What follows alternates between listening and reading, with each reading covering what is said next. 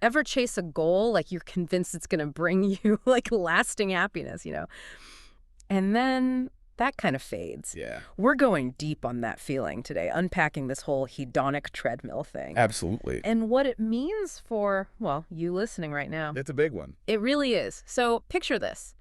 You're on a treadmill, right? Putting in the work, maybe even breaking a sweat. I'm with you. But you look down and you're like, nowhere. Yep.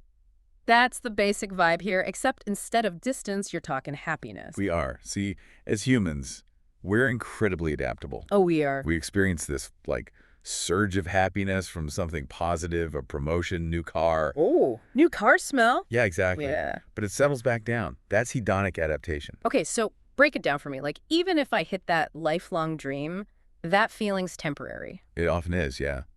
Think about studies on lottery winners. Okay. Despite that initial high, their happiness usually returns to what it was before winning. They adapt.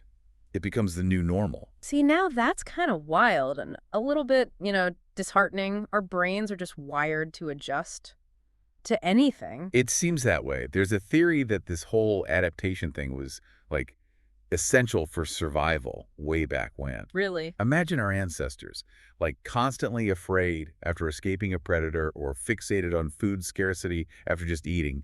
Not great for, well, anything. Yeah, no kidding. Always looking back or worrying that's no way to live. But how's that play out now? We've got choices galore. Right, and that's where it gets really interesting.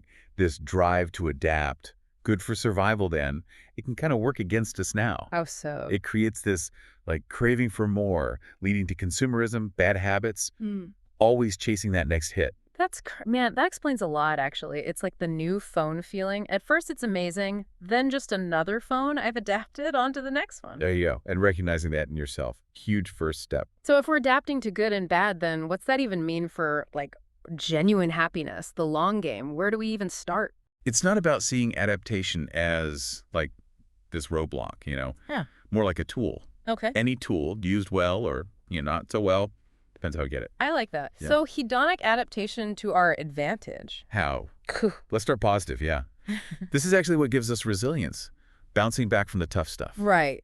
Imagine if we stayed devastated by every little disappointment. Yeah. We'd be stunned. Oh, 100%. It's like our brains have this, reset button and process and move on. Exactly. There was this study, actually, after an earthquake.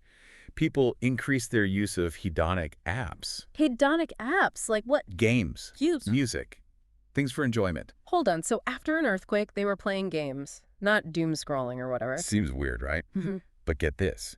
Using those apps, it correlated with them feeling less risk of another quake. Whoa. So they were using fun stuff to, like, manage their emotions, cope with the stress. They were using their brain's own thing for them. Yeah. Kind of tricking it into feeling calmer.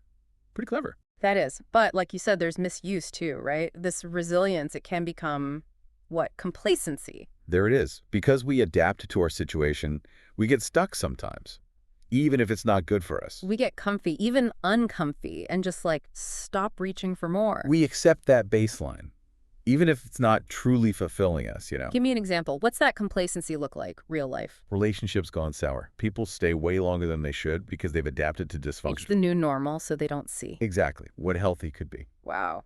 That hit home. Makes total sense, though. So, if we're wired to adapt, how do we break the cycle, happiness-wise? It's a question for the ages, right? But the good news is, it is possible. We don't erase adaptation, we shift our approach. Okay, so how do we do that? What are the actual steps to, ditch the treadmill, steer towards something better? So we're ditching this treadmill, yeah, taking control. Where's the starting line? It's about realizing happiness, the real deal. It's not a finish line. It's like ongoing, Yeah. building a life that's got meaning, purpose, not just these, temporary highs. Makes sense. Sounds kind of daunting, though. What can we do day to day to make that happen? Mindfulness is huge, really being in the moment, not stuck in the past, not freaking out about the future. Especially now, everything's so fast. How do we even do mindfulness with all that noise? Takes practice.